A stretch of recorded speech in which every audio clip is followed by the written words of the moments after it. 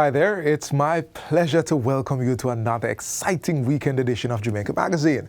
I'm your host, Theodore Henry. On today's agenda, the role of essential nutrients in keeping us healthy, and an electronic marketing platform linking buyers and sellers of agricultural produce. Stick around for these and more interesting features right after this important message. Know your numbers and control the keys to a healthier heart. Know the numbers for your blood pressure, cholesterol level, blood glucose level, and your weight and body mass index. Find out the risks they represent and what you need to do to stay healthy. Talk to your doctor and start making healthy lifestyle choices to prevent a heart attack or stroke.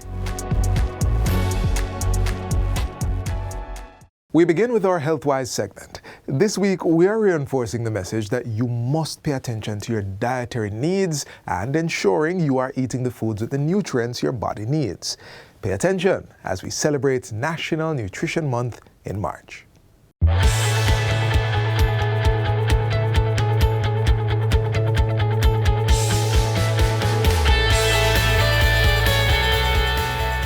Eating healthy by having a balanced diet consisting of items from all the food groups and consuming the right portions is important to get the nutrients vital for disease prevention, growth, and good health.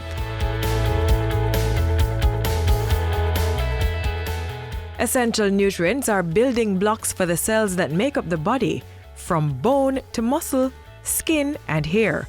One of the most critical ones is protein, which is made up of different amino acids, some of which the body can make on its own.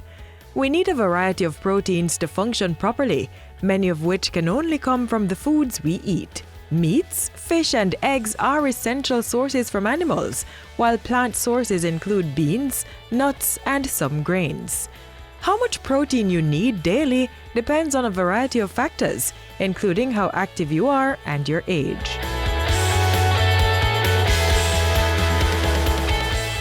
Carbohydrates are the main nutrients for fueling the body's energy needs, especially our central nervous system and brain. They help protect against diseases, but some carbohydrates are healthier than others. Some healthy sources include your fresh produce, such as yam, banana, breadfruit, and tubers, as well as whole grains, fiber-rich vegetables, and fruits. Less healthy sources include refined grains and products with added sugar. Fats often get a bad rap, but it's important to know that healthy fats are essential to our body's function. Fats aid in vitamin and mineral absorption, blood clotting, building cells, and muscle movement.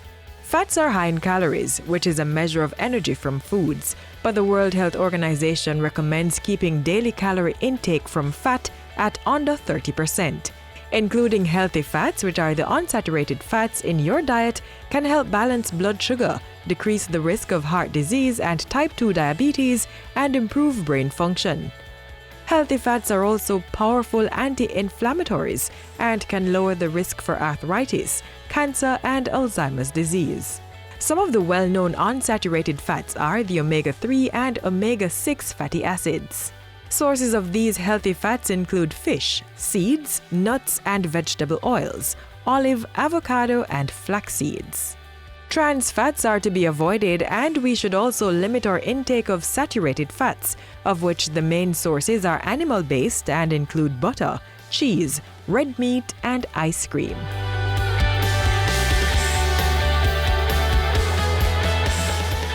Vitamins are organic compounds essential for normal growth and are required in small quantities. There are 13 essential vitamins that the body needs, and these help lower the risk of diseases such as lung and prostate cancer. Vitamin A supports healthy vision, skin, and bones. Powerful antioxidants like vitamin C boost the immune system and helps the body heal. Eating a varied and well-balanced diet of fruits and vegetables should supply the body with the required vitamins. Minerals are also important nutrients needed for building strong bones and teeth. They help with regulating our body's metabolism and keeping us properly hydrated. The mineral calcium strengthens bones and teeth and helps with nerve signal transmission. It also helps to maintain healthy blood pressure and with muscle contraction and relaxation. Iron supports red blood cells and hormone creation, while the mineral zinc boosts the immune system and wound healing. The body also needs water, which improves brain function and mood, and acts as a shock absorber and lubricant in the body. Water also flushes our toxins, carries nutrients to cells, hydrates the body, and prevents constipation. Even mild dehydration can make us feel tired and impair concentration and physical performance. In addition to drinking water, we can hydrate ourselves by eating fruits and vegetables such as spinach and watermelon. Start treating your body right. As you grab your next meal, make sure you're getting all the nutrients needed in their right proportion.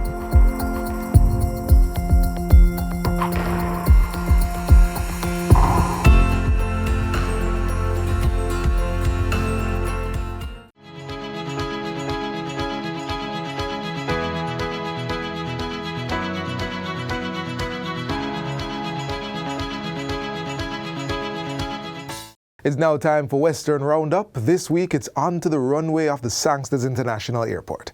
Buckle up for the ride.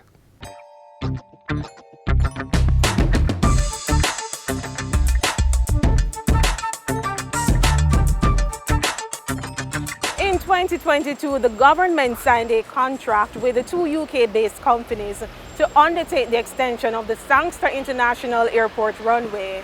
The Western Roundup team visited the site and we bring you a progress report today. Stay with us.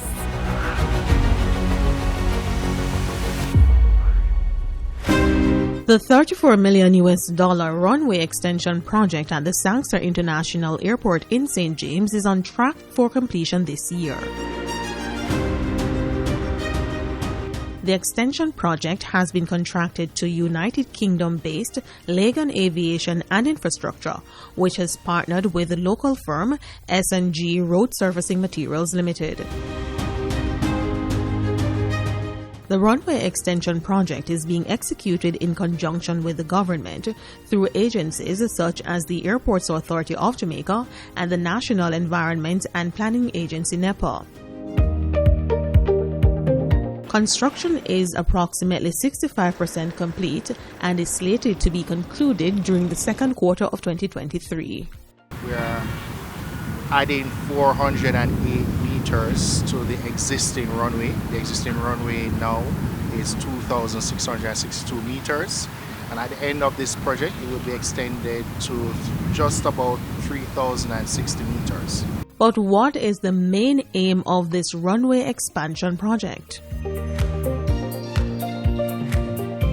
The main goal here is safety related. We're introducing what is called RESA, which is a runway end safety area at both ends of the runway. This is an international regulatory requirement, and the real reason for that RESA is in case an aircraft undershoots or overshoots the runway, that there's this extra area of pavement before and at the end of the runway, and so that really allows us to meet the highest level of international compliance. The project also offers other operational benefits. The runway is actually longer than it is. There's a greater takeoff distance available. There's a greater landing distance available, and that opens up some opportunities. Really, it is about safeguarding aviation and preparing for the future, and higher payloads in terms of the aircraft that operate here. That's now a possibility. Of course, with the longer runway, the potential to travel further, right? And that may open up some new gateways and routes to Jamaica as well. Before MBJ got to this phase of the project, though, many other preliminary works had to take place. As a matter of fact, if you are not familiar with the original space, you wouldn't realize that certain roads were relocated.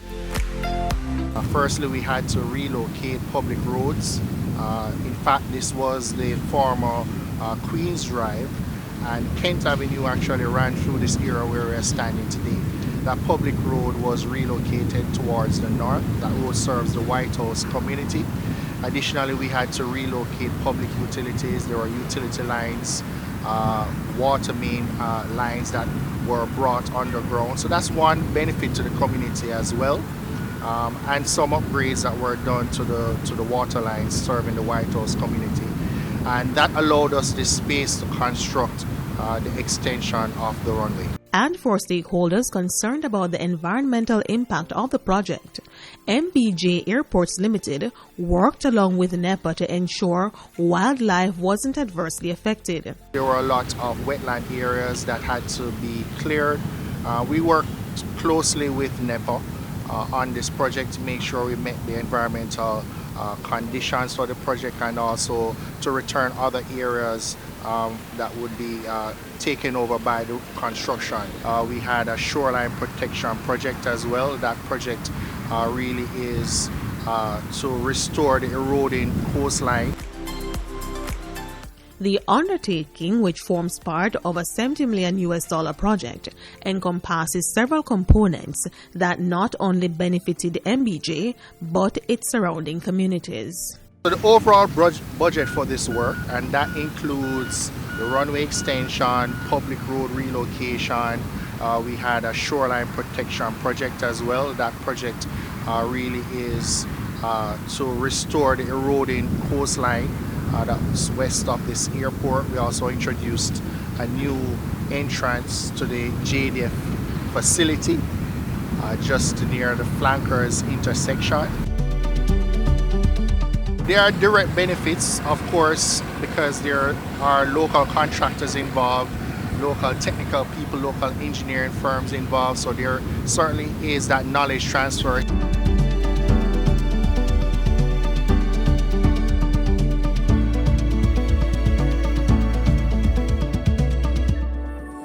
That's all for the program today. As usual, thank you for joining us for Western Roundup, where we take you from the corners of St. Elizabeth to the hilly terrains of St. Anne. Remember to send your feedback to jismobe@gis.gov.jm. Until next time, take care.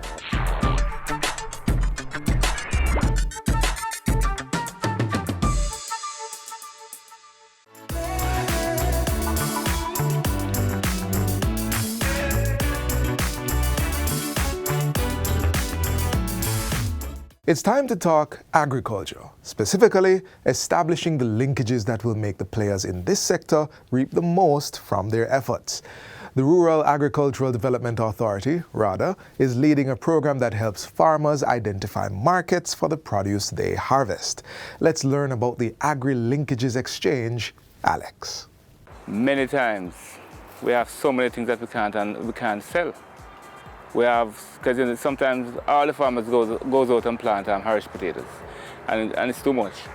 So what we do, we just use the phone, same place in the field, get to them, and they try everything, and know before them, we only have spoilage. We can't sell. So no matter how it glut in the whole highland, they find a way to unload it. Bye-bye farm produce glut. Alex is here to move farmers' produce onto the plates of visitors to our shores.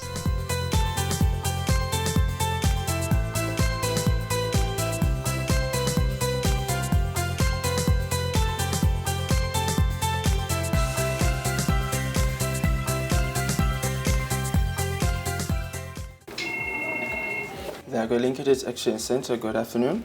It's not my... Hi, good afternoon, Mr. Wilson. What are you doing? Okay. So what do you have reaping now? We have a portion of corn ready, you know. Is that sweet corn? Okay, sir. Let me just add that to the database for you.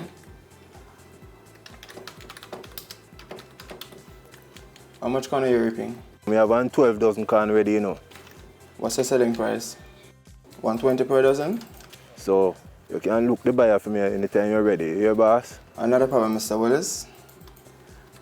I'll post the information for you, and once the market is available, I'll give you a call and let you know. All right, Mr. Willis, thanks for calling. As easy as that, farmers are reaping economic benefits through tourism. The Agri-Linkages Exchange is an electronic platform where buyers and sellers of agricultural produce meet. Currently, There are agro-brokers who manage the platform. They operate from the Rural Agricultural Development Authority, RADA, St. Andrew office. It's a collaboration between the Ministries of Tourism and Industry, Commerce, Agriculture and Fisheries. The center has raked in more than $50 million in sales for approximately 400 farmers across the country. This program is dedicated specifically to the farmers, and what we were trying to solve was the fact that a number of our hotel, especially our hotel purchasing personnel, had difficulty getting produce that was in season, out of season, or even where they were located. So you'll find that particular fruits that will be in abundance in the eastern end of the island never ever gets to the west, and vice versa. For example, mangoes. Mangoes are very abundant in the east, and again the west would love to have some of the fruits that we have in abundance at one place. So the agri-linkages exchange platforms would have been a link to ensure that both buyers and sellers meet. At this point, we have 55 hotels on it. We have several agro-processors. We have about 5 retail operators, but the retail are really large personnel. And each day is another day in which persons are added. On a daily basis, I would say we get from maybe 20 calls per day or so from farmers. A lot of the calls that we do get, surprisingly, are farmers who are new to agriculture. They are curious about what Alex is about. Persons are now realizing that technology, agriculture, and production can all mix. We supply and deliver produce, fruits, vegetables to hotels and restaurants. It's about 10 hotels that we supply on a weekly basis. Hotels that we supply, it's from small to large hotels. We found out about the Alex Center through a farmer. It is a very good initiative. On a daily basis, we probably make contact with 20-30 buyers on behalf of our farmers, and they themselves, the buyers do call the center. It's simple, man. Just get the phone or come down to the RADA where the office is, register with Alex, and that's it.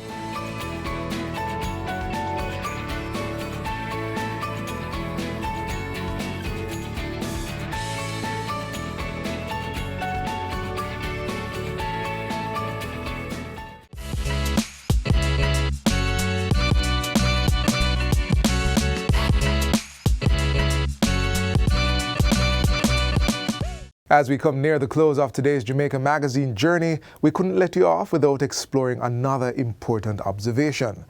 March 4 is celebrated as World Engineering Day for Sustainable Development, and this year's theme is Engineering Innovation for a More Resilient World. Here in Jamaica, engineering excellence begins with our youngsters. Let's revisit a group of them. All right, Anna Hugh, would you like to demonstrate how rains along a ridge?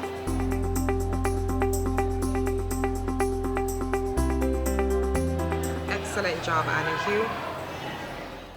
This is the augmented reality sandbox created by the engineering club at the Herbert Martin Technical High School. This is one of the 5 projects that will be shown in today's episode of School Zone. Stay tuned after the break for more. School Zone, School Zone, School Zone, School Zone, School Zone, School Zone.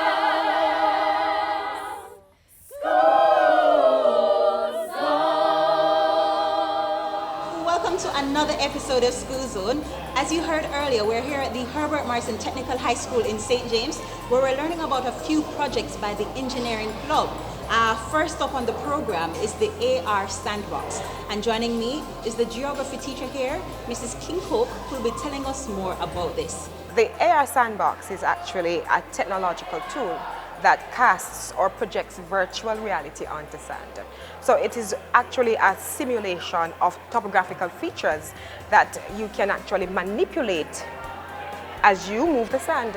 It is one of the most student-centered tools we have at Herbert Morrison. Students can actually interact and move the sand, and at the same time they can learn and have fun. Before we get to the actual secret of how it operates, there are some things that I would like to show you in terms of how the tool is used. We usually have flat maps that we use. We call them ordnance survey maps. Those maps are two-dimensional, and students have limitations where those maps are concerned. Where the AR Sandbox is concerned, students can actually interact with the box and create the features that they would normally see on a two-dimensional map. That excites them, and that also enhances and complements the geography as a learning tool. Really, it's really simple. It's only 3 main pieces of equipment. An infrared camera that we call the eyes, a projector, and a computer that compiles the information. So the camera judges the depth, which sends that information back to the computer.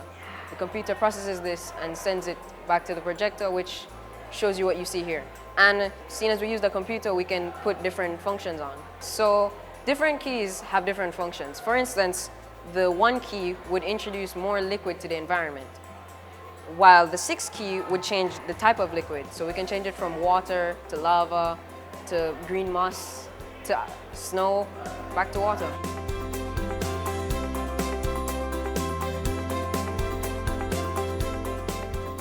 So Ms. Clark, here we have the Herbie GoKart. It was a project that was started a couple of years back by other students of the engineering club, but wasn't finished because of financial strains that they had. So I and others finished the go-kart as best as possible. As you can see here, we have here the gas pedal, which accelerates the vehicle, the cart, when we apply pressure on the pedal. Then we have the brake pedal, which is used to apply friction to the wheels, which slows down the cart. Then we have the steering, which steers either left or right. Now around here, we have the engine. This is a Honda GX 120 6.5 horsepower engine. And this kart is a dead axle go-kart, which means that it is run by only 1 wheel. Over here, we have the remote kill switch, which I programmed myself, which is used to turn off or turn on the cart from a remote distance. The kill switch is more like a safety device. As we're speaking about safety, here you can see we have our helmet, and safety always comes first. And I like to add that the main purpose of this go-kart is to help persons of the Herbert Marcy Technical High School to learn how to drive, so that when they leave high school they can have their driver's license.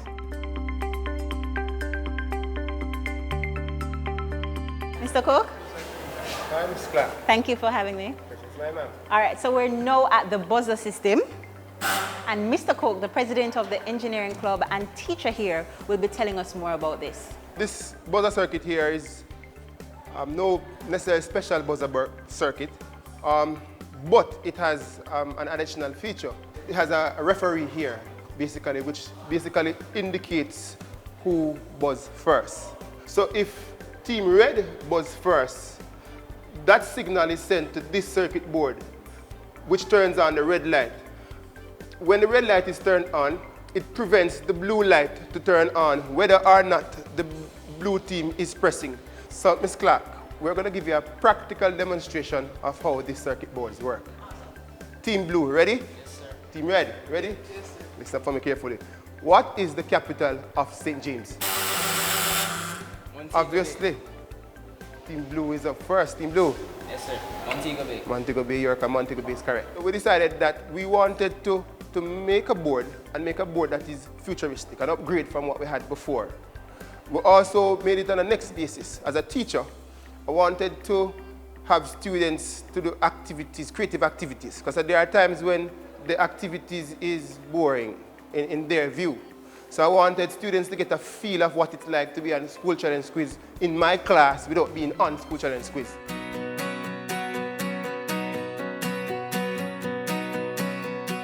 Have you ever heard about 3D printing, sublimation printing, and laser engraving? If not, today's your lucky day. We have examples of all 3 that were produced by the engineering club, and we'll be joined by Conrad, who'll be showing us examples of these. Over to you, Conrad. Okay, thank you. So here we have different products and items that were created in the laser engraver. So we have different keychains and necklaces, even little award plaques. These were all done in the laser engraver, which, as its name suggests, uses a laser to chip away at the materials put in, which is usually acrylic or Solitex. Here we have medals that were given out at Sports Day. These were put into the heat press, which is a sublimation machine, and it basically transfers the gas to a solid which is displayed in the center. Here we have one of my favorite things, the edgelit lamp. Now these edgelit lamps are two parts. So the main part is the acrylic and the second part is the base. Now the acrylic is done in the laser engraver like all our acrylic pieces, and the bases, some of them are pre-owned, some of them were purchased, while some of them were created by our wonderful 3D printer. Now this 3D printer can do a marvel of things. It can create little keychains and trinkets, it can create full-blown machine parts, and it can even create functioning toy vehicles. What it does is it melts a small wire of filament and through a little spout takes its time and works its way up, printing from bottom to top. I'd like to add that these pins and keychains and trinkets that we make, we don't just keep them for ourselves, obviously. We sell them to the school at a discounted cost, and we sell them to other schools and institutions at lower costs. Thanks again, Conrad. So we only have one more interesting project for you, and that's the virtual tour of the Herbert Morrison Technical High School. And our friend here, Anthony, will be taking you through that tour. Today we are showing an interactive simulation of the school. It incorporates different things from different members of the engineering club. Today we have Kobe Jordan. He's our 3D modeler. He designs our characters. What he has here is the principal he's working on, the principal of our school, Mr. Adams. All right, we also have Marcus Cohen. He works on the full model of the school, all the details of the school. He went out and got pictures and measurements of the entire school and then recreated it in a 3D software. Then we have Kevon Lee, our texture. He takes the models and applies realistic looking materials to them to make it look as realistic as possible, having all the scratches and dents of the school. And I do the programming. It allows for the character movements.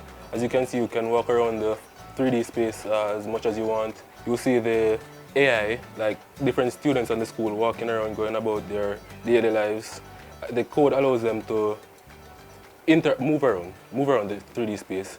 After I get the models from KJ, our vice president and 3D modeler, you can see the school is to scale. As you can see, when you stand up, you are to scale to the school. So are the characters in the simulation. Here is the document center for a school. Down there, the area that we are looking is the visual arts area, and over there is the TD rooms. So you can see it's a fairly accurate model of the school. Boy, it's so sad that we have to close the program for today, but I know you will all agree with me that we had a fulsome time here at Herbert Morrison Technical High School. But just before we close the program, we have a quick question we want to ask the president and founder of the 3-year engineering club. Why all of this? I've never seen anything like this. They are cut above the rest. Why? As a teacher of electrical technology, I have seen a lot of talent in my years of teaching. I just think that it is my duty to help bring forth that talent. Thank you so much, Mr. Cook, and all the best. I have great expectations for the club.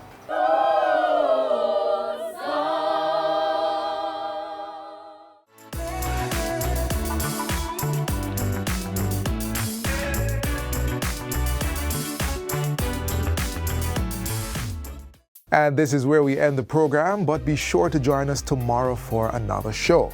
Until then, there is more to watch by visiting our website, jis.gov.jm. On behalf of the entire production team, I'm Theodore Henry. Until next time, take care and live good.